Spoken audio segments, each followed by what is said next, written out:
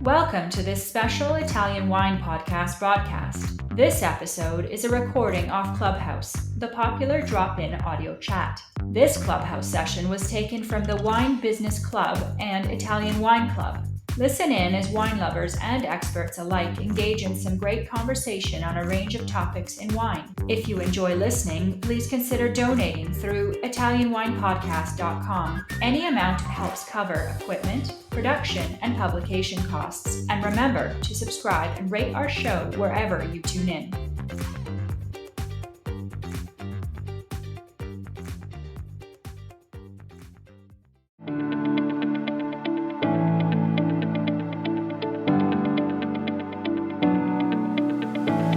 Welcome to the Italian Wine Podcast. This episode has been brought to you by the Wine to Wine Business Forum 2022. This year will mark the 9th edition of the forum to be held on November 7th and 8th of 2022 in Verona, Italy. This year will be an exclusively in-person edition. The main theme of the event will be all-round wine communication, and tickets are on sale now. The first early bird discount will be available until August 22nd. For more information, please visit us at winetowine.net.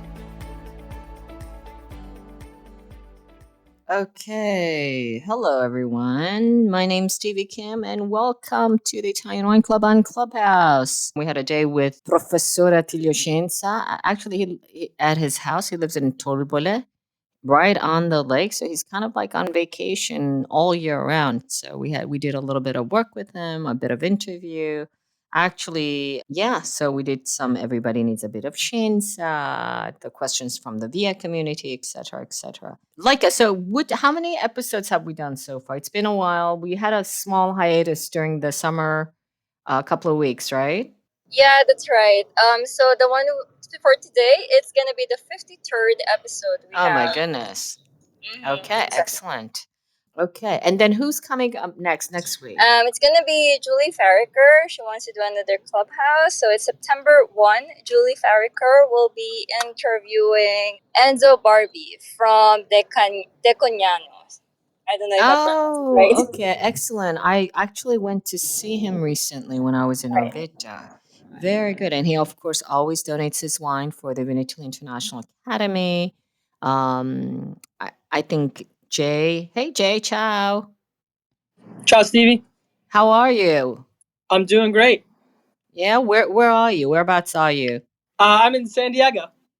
Oh, San Diego. Okay. So, I don't know if you recall, but we always have Mare Antico as kind of the benchmark wine for. Do you remember that? The De Cugnano? No, not really. I'm gonna have to take back your pen for the Italian wine ambassador. Okay, so listen. Let me just ping Joy. Hello, Joy. Joy, are you here? I am. How's it going? Hi. Yeah, you're right next door, so there's a little bit of an echo. Did you want to say anything to our audience today before we start the show? No, just a great big thank you to everybody who voted for us in the podcast awards. Cross your fingers. You never know. And if not, you won't hear about it again.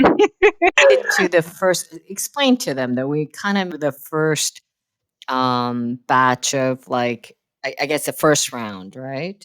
Yeah, we did. We actually got into the first stage or whatever you call it. So then the podcast awards contacts, I think it's 10% of the people who actually voted and asks them to just make sure they're people and not, bots or whatever. And so we've had people contact us to tell us that that's happened. So that's great. But we're going against, quite a few large categories, which I didn't realize. I was First of all, Joy, I was so excited when I first heard about it. And then, of course, our competition is... Can you tell them who our competition is? Amazon, Apple, Overcast, Spotify. So we're in with these big dudes, Italian Wine Podcast against Apple and Amazon and Spotify. So I'm sure we have a very good chance of winning. But in any case, you know what? we made it to the first round. Yeah, exactly. Okay. All right. Well, anyways, thank you all for supporting us. It's been a great ride this year. The past 12 months alone, we had 2 million listens on the podcast. As you know, we record this here. Right? There are just a few of you. I know Clubhouse is not that cool anymore or popular, but it is an important. They have great quality, I think, recording, and then we replay it, of course, on the Italian Wine podcast, where we get huge listens, especially Ambassador's Corner, thanks to all of you. So thank you all for participating.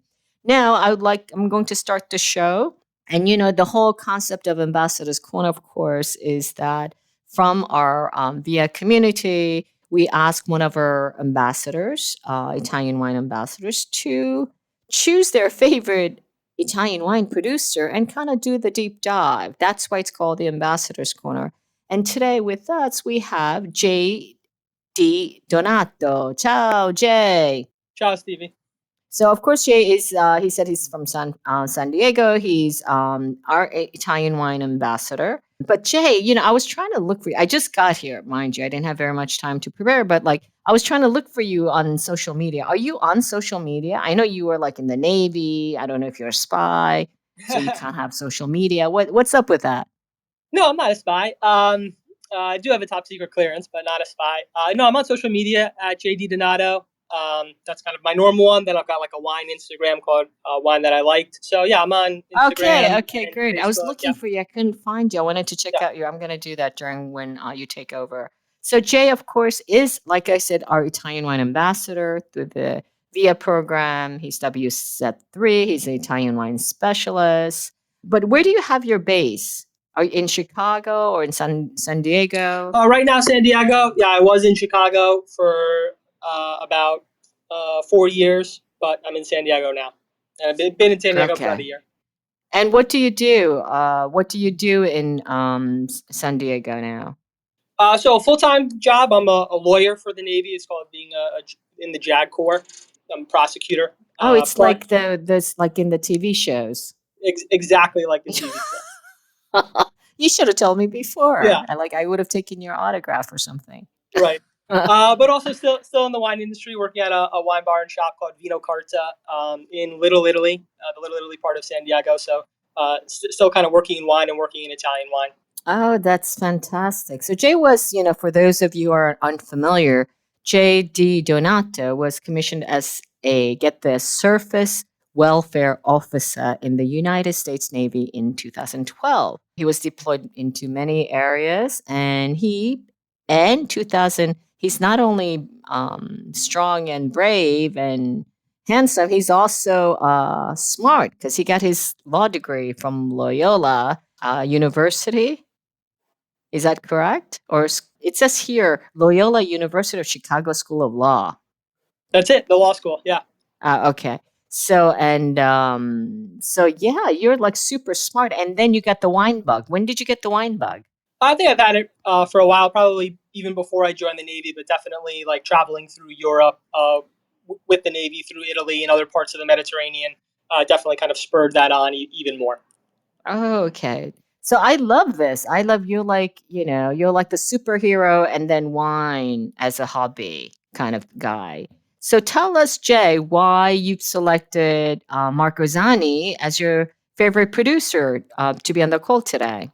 I wanted to choose somebody who kind of makes wine from indigenous and traditional Italian varietals. And I definitely want to choose somebody whose wines I felt at least had a sense of place. They kind of respect for the environment and nature. And of course, were delicious.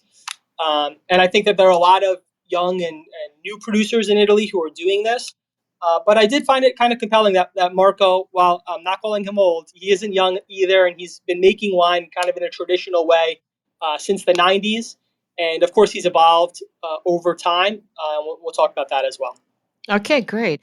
And how did you discover Marco? Yeah, it was just kind of chance in a wine shop in Chicago, probably 6 years ago. You're kidding. Fell in love with his wines then. And serendipity. Kind of been drinking them ever since. And, yeah. That's so romantic. Yeah, and thankfully a lot of the places that I've worked have carried them, and we carry them in the place I'm at now as well. So Fantastic. So, from the Ambassador's Corner, we always kind of try to advance what the learning objectives of this call is for today. And what are those today? What can we expect to learn from your call with Mr. Zani today? Sure. So learning objectives kind of focus where he is in Trentino, Mhm. specifically the indigenous and traditional varieties there, how they're dealing with climate change, and then the broad range of wines that Trentino has to offer. And the lens that we're kind of looking at those issues through is Marco and his story and the story of Castel Noarna. Okay, excellent. So over to you, Marco. I'm going to, believe it or not, shut up, grab a drink, and just enjoy the show. And then I will come back towards the end of the call. Okay? Take it away. All right, great. Thanks, Marco. I'm just going to give a quick introduction of you, and then we'll kind of get started.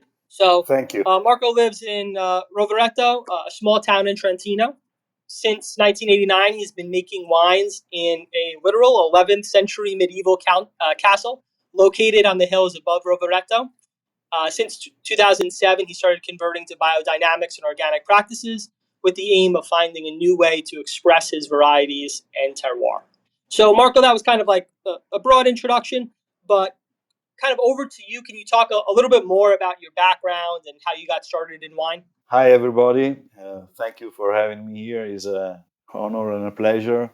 And well, my background is pretty complex. Yours is complex. Mine is complex too. I had a degree in computer science in 1985.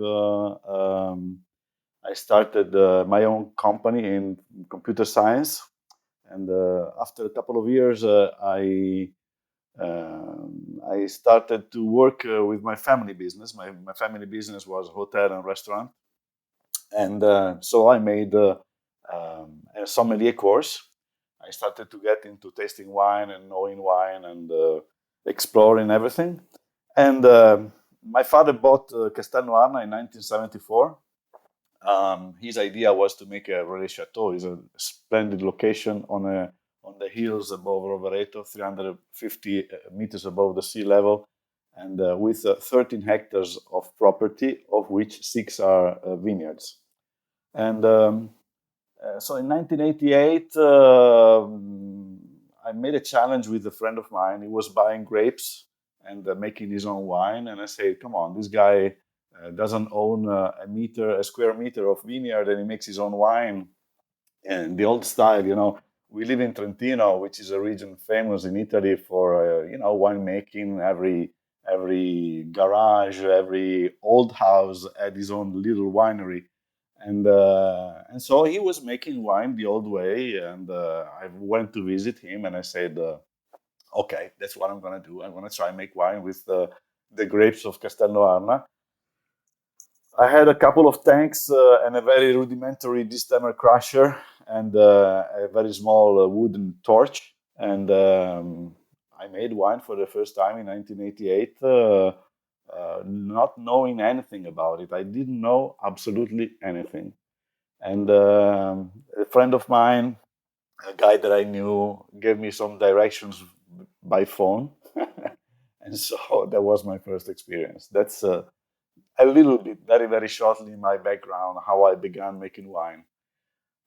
Of course, in 1989, the thing became official. I made an official winery. I reserved some space of the castle for winemaking. I bought all the equipment, and I started my adventure in winemaking at Castel Noarna. That very, very soon became much more than a hobby or a challenge with a friend, because, of course, the reality was very interesting. And those were still, years when there were not so many wineries. And as soon as I started making wine, the interest was very, very high. Just to let you know, in 1991, 1992, I already had my wines in the wine list in California. Matt de Grazia was, one of the first entrepreneurs and that discovered Italy and the minor locations, discovered my wines, and he was enthusiastic, and he brought my Chardonnay and my Schiava and my Cabernet Merlot to the United States for the first time. And for me, it was like, touching the sky with a finger, because of course I was starting from nowhere without any knowledge, and so it was. I had some very, very big boost and very positive stroke from this, and this helped me go on. Thanks, Marco. Yeah, I think that's great. I love that a small bet or kind of challenge led you on your path. But oftentimes that kind of challenge is where growth occurs. So I think that's great. But let's kind of talk then a little bit about the estate itself. I mentioned that it's in Trentino, and you talked about how it's in Rovereto. But can you kind of speak more about its specific location, the vineyards, its microclimate, terroir, things like that? Sure. So, as I said before, Castel Noarna is located in an area which is named Destra Adige. It means the right side of the river Adige. The Adige River is the second longest river in Italy, and it goes through the valley from Bolzano to Verona and then on to the Mediterranean. So on the right side of the river Adige means facing east, southeast. Our vineyard is located 350 meters above the sea level, facing east, southeast, on the right side of the river Adige. So that means we get the first sun in the morning, in the coolest hours of the day, and we get 1 or 2 hours of sun less in the afternoon when it is very warm. And this is a very, very interesting location especially for making wine with a nice acidity and nice freshness. The soil is silt, and we have about 15 to 20% of clay and a lot of rocks. So it's a very draining soil, as everywhere, as usually in the hills. So it can rain for 1 week, and the next day you can go into the vineyard with your boots and not having anything attached to your soles. So that's very, very interesting. We are very lucky because the vineyard is all around the castle, is only in one location. It's like a crew on the hills above Rovereto. We don't have one vineyard in one location or one vineyard in another location. It's all around the castle. There's this medieval castle that sits atop of a little hill, and all around the castle we have the vineyards. Great, thank you. Yeah, that's very interesting, kind of where your location is. And you kind of talked about Mark de Grazzi, and when we spoke in the past, you kind of mentioned both him, and you mentioned several of your other formative experiences in your winemaking journey, like when you visited Jim Clendenin. Can you kind of talk about that experience and any kind of other experiences that inspired you and your evolution as a winemaker?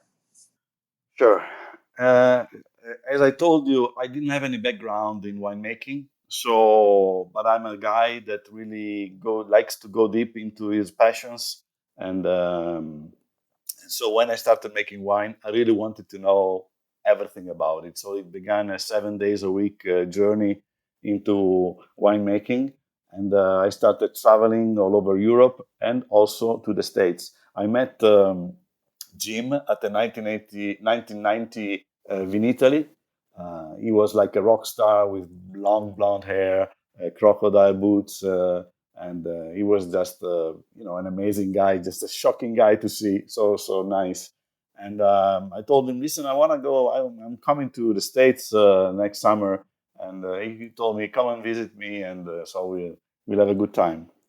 So that's what I did. I flew to Los Angeles. I rented a car. I went to Santa Barbara, and I spent there 2-3 days with Jim, and I discovered his experience and his location, and we had an amazing great time. We went tasting super fantastic wines together, and I really that's how it started. But then till the last time I saw Jim was about 5 or 6 years ago. We kept on in contact all the time about winemaking. Every time he came to Italy, in the first years, he was always coming to the Vinitaly too, and he was staying in my hotel. He was staying with me, and we would go to the winery, taste together, and he was giving some hints, point of view completely different, because sometimes what happens in certain areas like Trentino, the mentality can be a little bit closed, a little bit too much tied to the tradition. Instead, for me, coming from the outside, I didn't have any preclusion. I didn't have any old idea somehow. I was trying to experiment all the time, and that's where also, of course, the hints that Jim was giving me were very helpful. So besides Jim, that remained a constant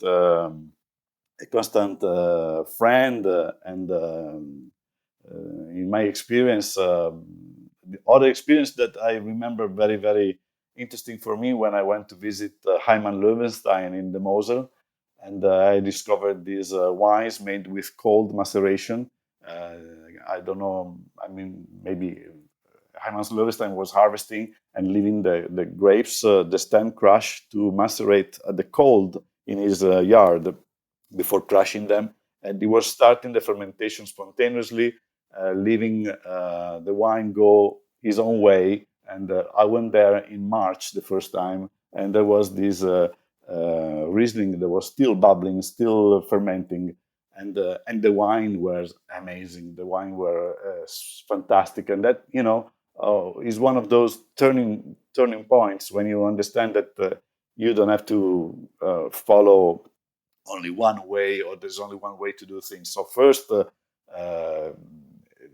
with Jim, like fermenting in the barrels from the start, and because the early 90s were the years when we started to use barrels in Trentino, and that were not common. Barriques were not used in Trentino. So the people were scared about the barrel, and they would put the wine in the barrel once fermented, when it was already like in March or in April. And that was very bad for the wine, because the wine, it didn't get well along with the barrel if you put it in the barrel too late. And so with Jim and with other people, I experimented to put the must in the barrel from start and let it go all the fermentation, and doing malolactic fermentation. Another thing that was not common is doing malolactic fermentation in Trentino was kind of prohibited, which is kind of strange, because it's a region that once, when I began making wine, the must were very acidic, very acid, and the malolactic fermentation was absolutely very, very, very important and very interesting on Chardonnay. And Heimann Löwenstein was a turning point about freedom of not using selected yeast, or not using SO2 on the grapes, and fermentation that are not necessarily going to end in a week. And the wine is very interesting, and the vintages not being all the same. Also, you taste the wines very, very specific to the vintage of that vintage. Then in 2007, it came the other very important turning point, when I had a wine tasting of champagne, biodynamic champagne from France. And it was a very interesting taste for me, wine tasting for me, because I really felt that there was something special in these wines, something that went beyond the technique, or beyond the winemaking process. It was related to most probably how the grapes were grown, or the environment where these grapes were grown. And so all of a sudden, after this wine tasting, I decided to convert all my winery and my vineyard to biodynamic. So I called Jacques Mel. I'm friend with Elisabetta Foradori. Elisabetta Foradori started biodynamic, I think, in 2005, and she started with this consultant that is called Jacques Mel. He's a French guy, and I asked him to help me to convert my vineyard to biodynamic, and he very kindly accepted. And for a few years, he came and he helped me to, slowly, very slowly, and very carefully, without very dramatic or drastic intervention to convert my vineyard to biodynamic. And I must say that in these now 34 years of my experience in the vineyard, surely biodynamic was the most dramatic experience that I had. Thanks for that, Marco. That was a lot there. I really liked how you talked about kind of the tension and the interplay there in your experience between kind of remaining true to some of the traditions, but also remaining open to new ideas from Champagne, from Santa Barbara, from kind of all over. And me being in San Diego, I've been able to get up to Santa Barbara quite a few times. That's where my fiance and I are getting married in about a month and a half or so, and we've been able to go to Alban Climat. Yeah, we love his wines and kind of that sense of place, and in keeping with that low intervention style that you've talked about. But kind of talking still about kind of attention or interplay. Sometimes we talk about indigenous, or in Italy we use the word autochthonous Italian varietals versus some of those international varietals like Chardonnay, Merlot, etc. But the distinction between those two like hard categories is not always so clear in parts of Italy, like Trentino, where you have some international varieties that have a long tradition there. So, in kind of your experience and your wines, can you talk about the wines that you make in general, and both the importance of your autochthonous Italian varietals and some of the international varietals that you work with? Yes. So, of course, Trentino is a region that started to work with international varietals very, very many years ago.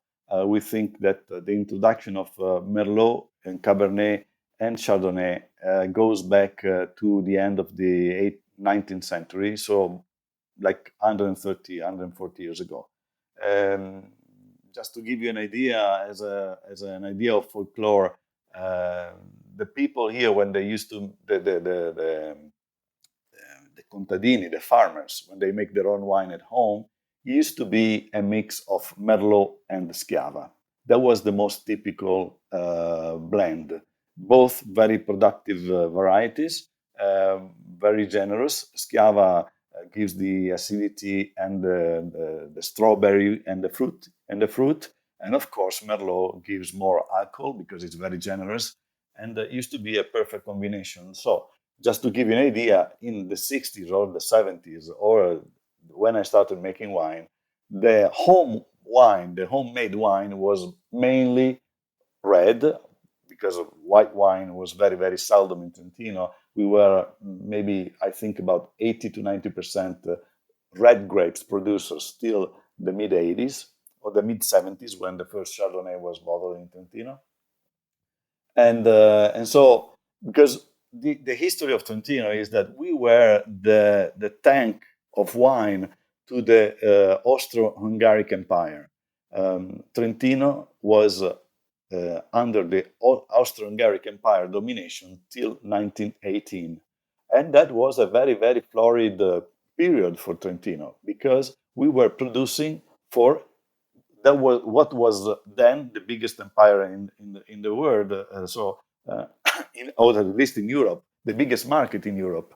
So we were producing grapes, wine, we were producing tobacco, we were producing beer to export in Austria, Hungary, and all the Austro-Hungaric Empire. Very, very rich time, and you can see that because many towns in Trentino had the architecture, the biggest the biggest houses, the nicest, with the best stucco, and of the family, the most important family, are dated into that period. Are you enjoying this podcast?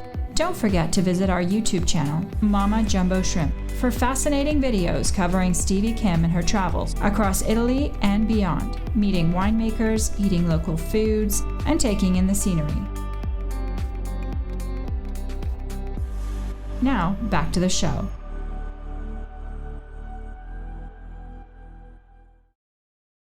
So we had to make red wine because white wine was made in Austria, was made in Hungary, was made in maybe in Germany. It could have been made in many areas, but we had a more temperate climate that allowed the production of red wines.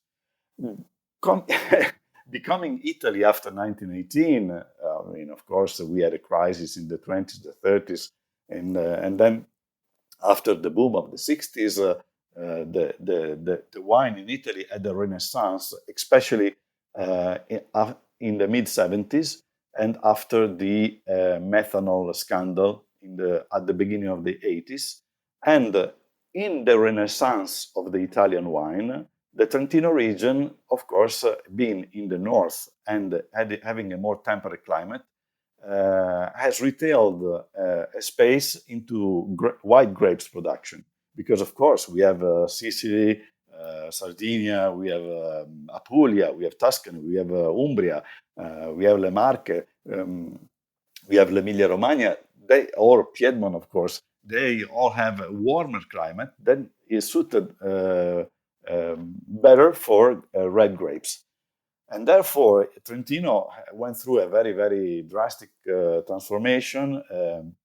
I don't know the numbers now, but surely we make a lot more white grapes than red grapes. And nevertheless, the red grapes, the red wines in Trentino are interesting, especially the Schiava and the Merlot are varieties that come very well. Then we have autochthonous varieties, which are traditional, and those are mainly Marzemino in my region, Lagrein, and the Teroldego. Of these red varieties, the only one that we make in Castel Noarna is a Lagrein. And with the Lagrein, we make one rosé and one red and the red wine. It's not a Riserva, it's a wine that is thought to be drunk into the 4 or 5 years of his age. And very crispy and fruit. And I think that we have a lot to say with autochthonous varieties, red varieties in Trentino. Even though, as I told you, in Italy, if you want to, so the main interest in Trentino is with the white grapes. I don't know. Do you have any questions about this? I think that is such an interesting part about Italian wine kind of history there, where when you're part of the Austro-Hungarian Empire, you're the warmest part of Austria-Hungary, so you're making red wine. And then I love that phrase that you said, becoming Italy in 1918. Now you're the coldest part of Italy, so now you focus on white wine. So that's exactly. Such an interesting interplay there between the history of Italy and specifically your region. But you kind of touched on some of the wines that you make, and you do make a whole variety. So we don't need to go into all of them. And this may be an unfair question because I'm sure you love all of your wines. But of the ones you make, what kind of wine or what variety do you kind of love working with the most exciting to you? Well, I surely must say the Nosiola. Nosiola is the only white autochthonous variety that we have in Trentino. And I was very lucky that my father planted some Nosiola in 1974 or 75 when he bought the castle. I don't even know why. I never asked him. My father, unfortunately, is not here anymore. But I don't know why he planted Nosiola in Castel Noarna. When he bought the castle was all planted with Schiava. So my father was producing maybe 95, 98% of the production was Schiava. And then he started in the 70s to convert the vineyard to new varieties that were more on vogue at the moment. So, of course, Chardonnay, of which we will talk later. And then he planted some Sauvignon Blanc and he planted some Nosiola. When I started making wine, I was, I found myself with this grape that nobody knew, and not nobody knew, but was very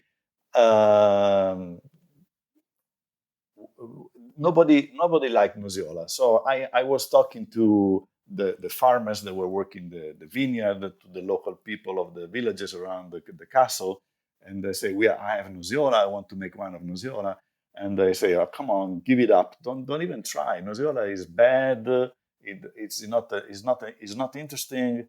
It's a wine that doesn't last. You will in September it will be already gone. It's not even worth trying. And of course, I'm one of those guys that likes to go a little bit against the current. Yeah, you're a little thick-headed. I just said, okay, but not. Let's not give things for granted. Let's try. And so in 1990, I made my first Nosiola, and it was interesting. I didn't understand Nosiola at first because one of the characteristics of Nosiola is that it ripens late, very late. If you take Chardonnay as a paragon, Nosiola needs 10 to 15 days more. It can be harvested with the red wines easily, surely with Merlot and Lagrein. And but I didn't know that because they used to just harvest and bring it to the local co-op. I have to say, maybe I didn't say it, but I gave it for granted. We were selling all the grapes to the local co-op before I started making wine. And so, it was like a big tank. You harvest, you bring it down, you get your money, and that's it. You don't care too much about maybe quality, or I didn't know. I didn't handle the situation at the time. When I started to handle to get a hold of the winery and the vineyard, I started to think and to understand. But of course, it's not so evident. So I'm sure that in the mid-1919 I harvested Nosiola too early, and so the wine was good, but it was not that great because Nosiola is a little bit wild, and I, as I told you, I didn't understand it very well. Then in 1991, it happened a very curious episode that I want to tell you because it's kind of weird and funny. 1991 was a very rainy year. 1990 was very dry, maybe the first very dry year that resembles a little bit this 2022. Not so dramatic, but was very dry and sunny. I remember yellow grass in the vineyard.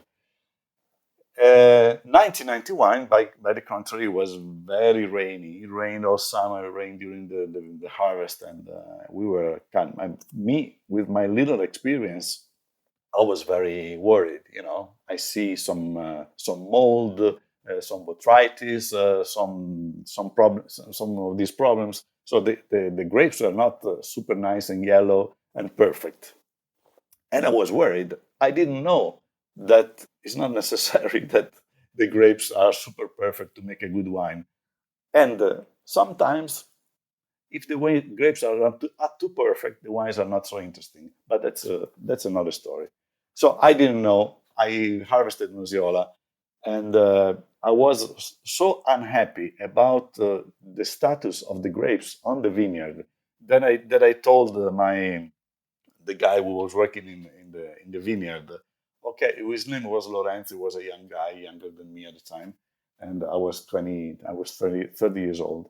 And I told him, listen, Lorenzo, nothing is going to come from this Nosiola. Maybe they were right, let's cut it out. So let's cut the vines.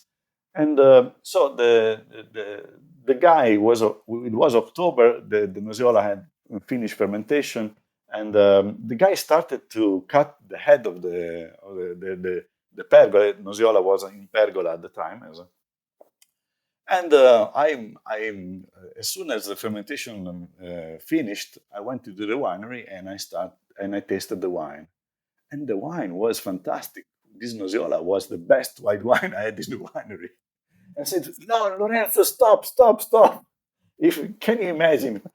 If in a bad vintage like this, Nosiola tastes so good, can you imagine if we can understand what we can do once we understand really how to get the best out of it? And so that's the story of my first Nosiola. But the big turning point in Nosiola was when I understood after going biodynamic, because the story is this: in 2007, I start this path, to natural fermentation and to natural wines and whatever you want to call it. I don't know. Natural wine doesn't mean anything, but anyway, I start this path, especially in the vineyard, because I say we have to work a lot. It's not a thing that happens in 1 year. It takes 3 to 5 years to convert a vineyard to organic or biodynamic and to see the first results. So I started to think, what can I do in the winery to make wine in my personal way, with my own personal style, without following necessarily the trend of long maceration or orange wine or I had been visiting, of course, all the wineries in Friuli, all the wines in Tuscany, all the wines that were started to make wine with 6 months on the skins or with amphora or whatever. But I'm kind of a guy that likes to find his own way, and so I was wondering, and I decided to refer my winemaking in Nosiola to the old style of making white wine in Trentino.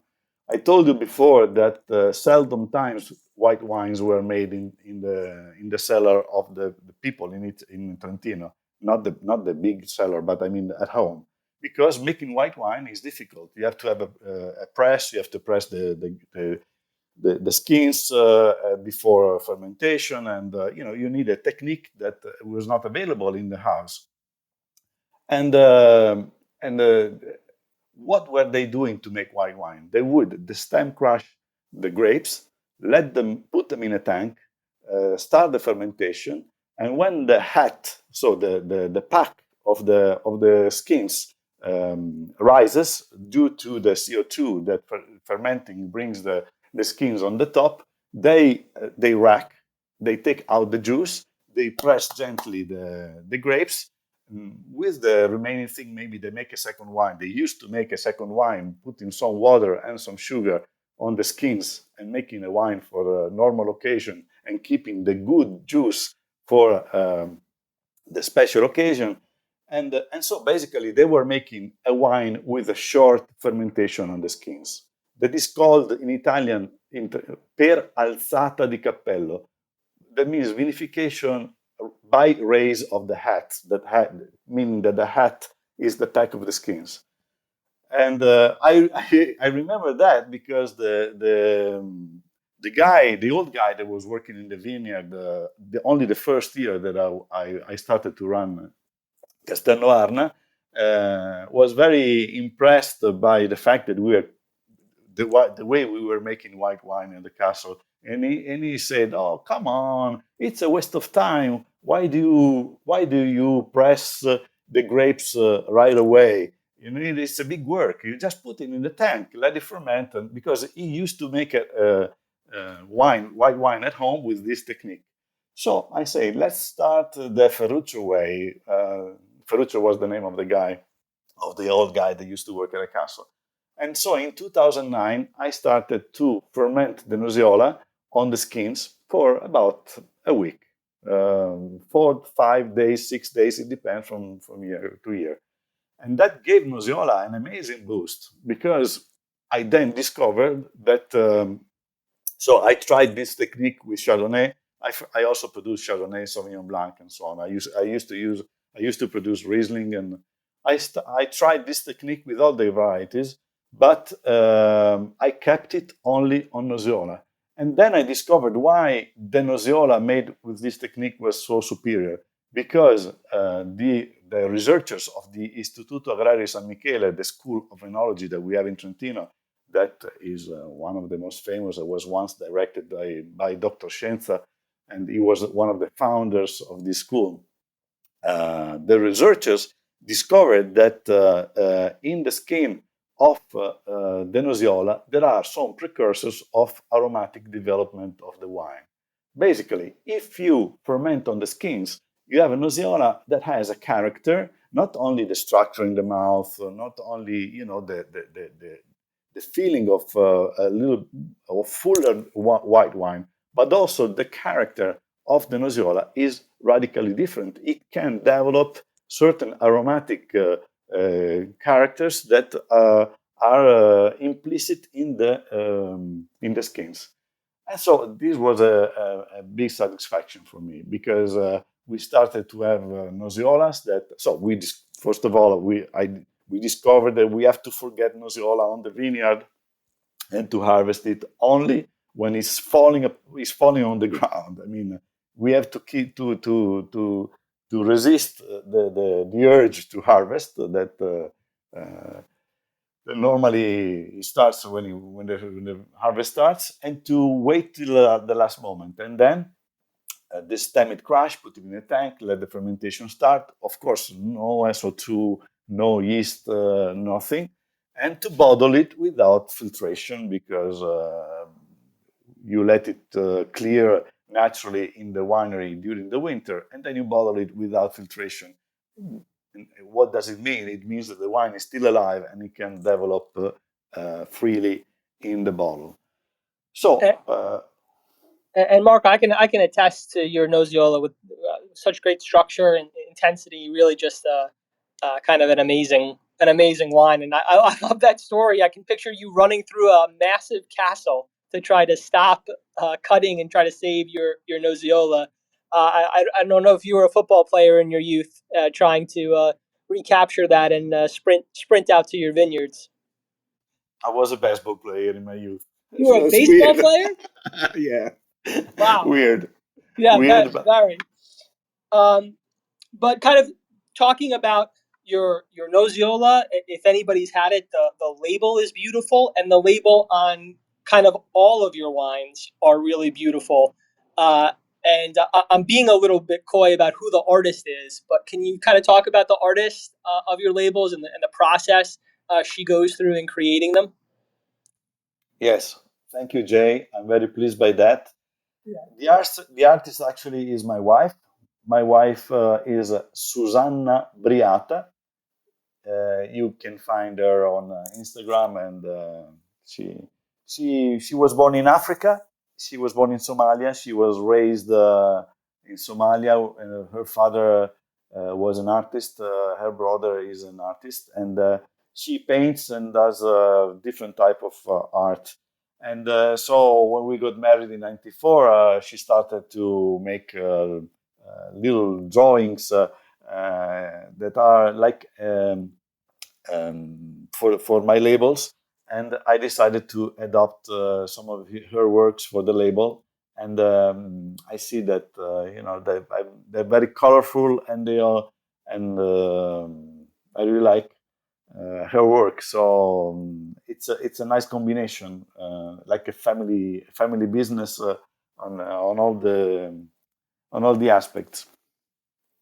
And I'll definitely need to get some of her work. I know she sells it, and I know it kind of also adorns the last kind of thing that you have going on in Castel Noarna. You're a full spectrum hospitality. You also have a hotel, right? And some of her work kind of adorns some of the rooms in the hotel. Yes, the hotel is about 6 kilometers from the castle, and it's called Hotel Rovereto, like the name of the town where I live. And me and my family run also the hotel, and so that's a good combination, because in the restaurant we also serve our wines. Not only we have 120 wines in our wine list, and so we try to represent Trentino wines, and also northern Italian wines mainly. But of course we serve our wines. I wanted to say just another word about my wines, and the wines that I prefer is, of course, in the last after this wine tasting that I made of Champagne, I decided to start to make also Trento Doc, which is the local name for Champagne in Trentino, and that's another wine that gave me really a big satisfaction. Chardonnay, of course, is an international grape variety, Chardonnay is not local. It has been here for 130 years. It was brought in Trentino by Giulio Ferrari to make the spumante at the end of the 1800. But I think that the Trentino region, is very, very vocated, very well suited to these grapes because, of course, years like these are very, very stressful because we had like 35 days or 40 days over 35 degrees in the vineyard, and that's a big problem. Nevertheless, we harvested last week. We have to harvest a little bit earlier. We usually harvest at the end of August, but I think that our climate or our area allows us to have a certain character in Chardonnay, which is very, very interesting. And the soil of Castel Noarna is a thing that I want to mention a little bit. We have I forgot to say before, we have schist, basalt, and porphyr in combination with this silt base. And the spice that you see, that you feel and you can taste, you can smell in Castel Noarna's wines, surely is a combination also of these interesting elements that are in the soil of the wines of Castel Noarna. Yeah, there is such varied kind of expressions, and you can definitely taste a lot of your terroir. It's such a great vehicle for that. I guess my last question for you, Marco, you mentioned that you have a restaurant. So if anybody's lucky enough to get to see you and get to your restaurant, what's kind of one of your favorite pairings, a dish in your restaurant and with one of your wines? Well, you see, this goes to another wine that we didn't talk about it till now, but that is actually the wine that I sell the most in the States, and it's called the Mercuria. There's a little episode, there's a very important episode, the most important episode in the history of the castle, very shortly, is this. In the 1700s, more than 20 women were accused of being witches and were imprisoned in Castel Noarna. And at the end of a trial that lasted 1 year, 5 of these women were beheaded and burned on a hill close to the castle. One of the women that survived, her name was Mercuria, like Mercury, the female. And in 1990, I decided to dedicate one of these wines that I make to this witch. And it's a blend of Cabernet and Merlot. And this wine is very, very interesting with meat. The guys from Selection Massale, Guillaume Gerard, always defined my Mercuria steak wine. It is a steak wine for sure, but it's also very good with one of the most interesting recipes of northern Italy that is very, very common from Veneto to Piedmont, and that is the bollito misto. So my father was originally from Mantova, and he brought in Trentino what was a thing that was completely unknown at the time, and is the carrello dei bolliti, the trolley with boiled meat. There are 7 or 8 types of boiled meat on this trolley. We go from sausage to veal head to tongue to beef to pork and so on. There are many, many types of beef. We come out to the table and we serve the boiled meat. Especially famous in Verona. When you are in Verona for the Vinitaly, you can't miss the bollito misto. But it's a big tradition for my restaurant too. We've done the bollito misto since the 60s. And I must say that Mercuria for the bollito misto is special. Marco, that sounds amazing. It's only 10 a.m. here in San Diego, but you're making my mouth water. I want to go try that right now with your Mercuria.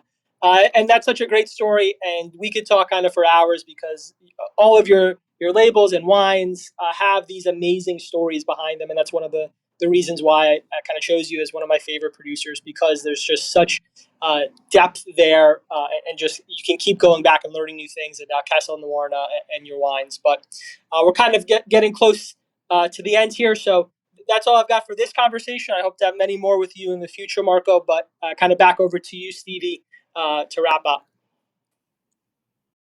Hello, can you guys hear me? Yeah, we can hear you, Stevie. Yes. Okay, great. Well, thank you so much for that. I usually do this. Hold on one second. That's as far as I go in terms of special effects. I hope you appreciated my. And nobody's at the office now, so this is the best I can do.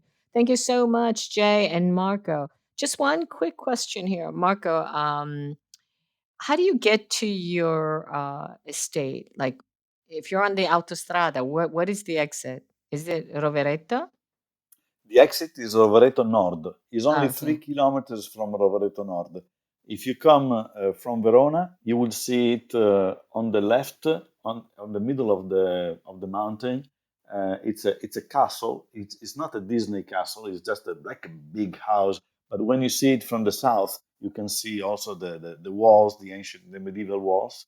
And you exit Rovereto Nord, and it's only 3 kilometers from there. So I think we it's saw it very on close. our way because we went to Torbole today because Yeah, Scienza lives in I love Torbole. Torbole. I live 16 kilometers from Torbole. I've been to Dr. Scienza house once, and he lives in a paradise Yeah, it's like it's on the vacation border all of year Lake round. Garda. Is one of the most beautiful places in the world.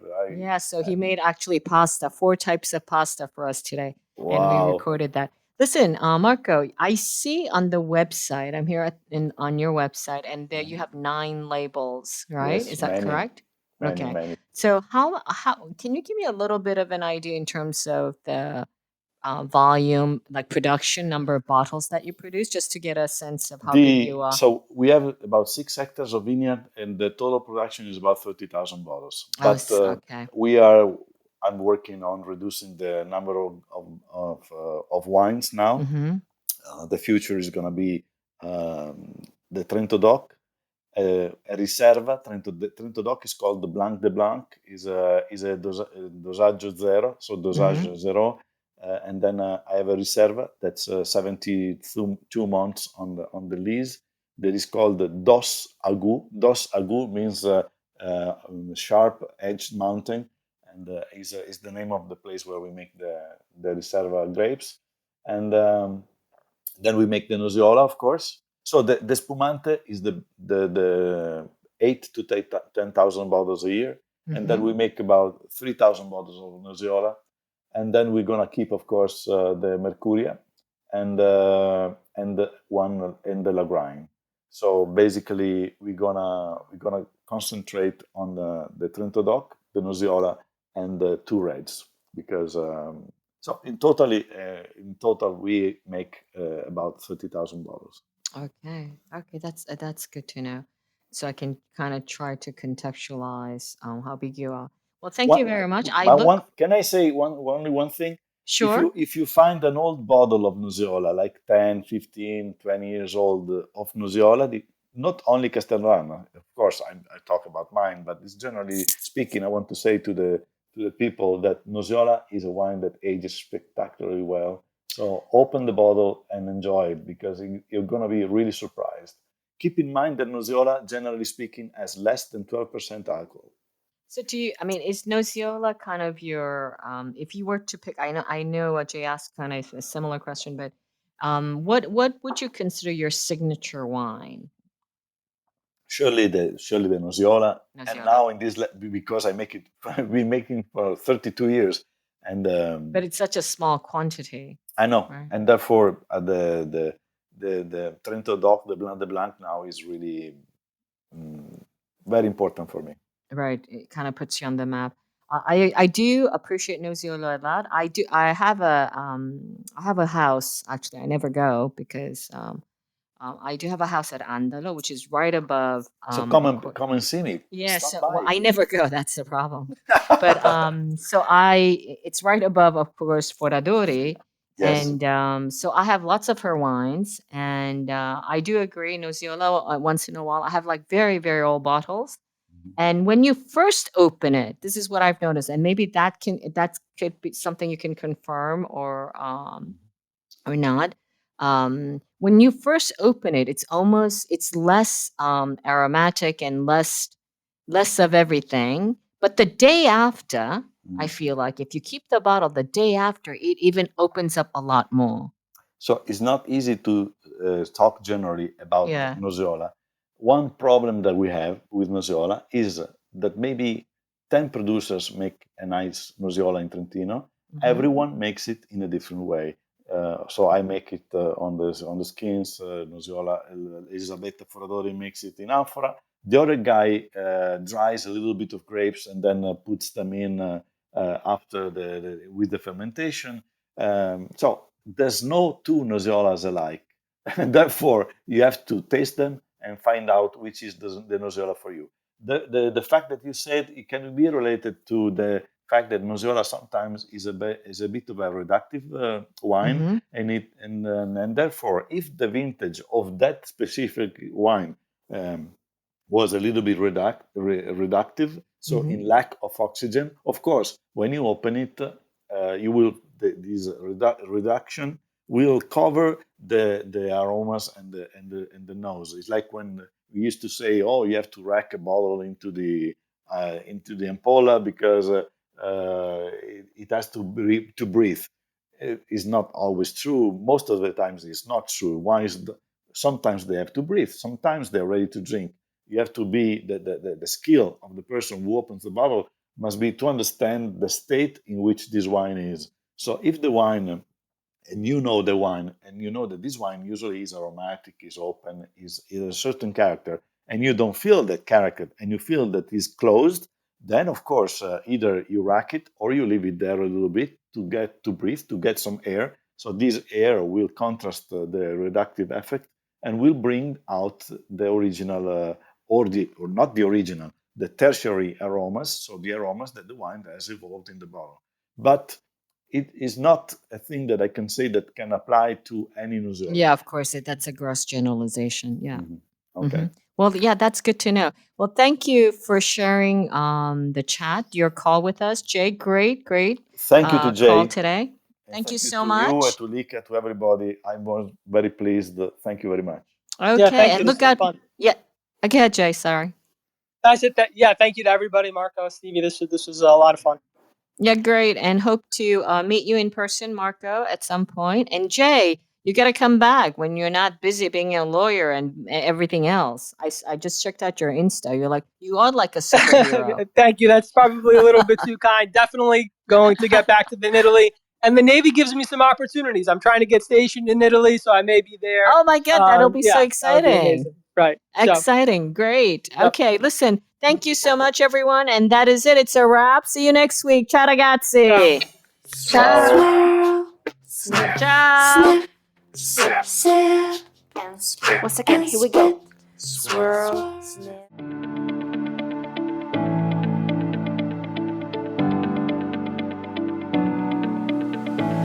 We hope you enjoyed today's episode brought to you by the Wine to Wine Business Forum 2022. This year will mark the 9th edition of the forum to be held on November 7th and 8th, 2022 in Verona, Italy. Remember, the first early bird discount on tickets will be available until August 22nd. For more information, please visit us at winetowine.net.